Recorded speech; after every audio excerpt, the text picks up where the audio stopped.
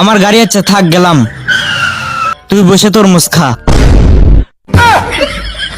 জাবদুল যাস না কইতেছে, থামাক কইতেছে, থাম। রাইসা মনে করবি না আমরা গাড়ির মধ্যেই আছি। যা তুই এখন গাড়ির পিছনে দৌড়া। আয় আয় জলদি আয়, মোমিন পার্কে যাবো। বুঝছি শর্টকাট রাস্তা ব্যবহার করা লাগবে। কি এত বড় ধোকাবাজি? পাগল আমি নয় রে বন্ধু, পাগল আমি সেজে। সামনে থেকে সর, সিংড়ে গুঁতা দিলাম।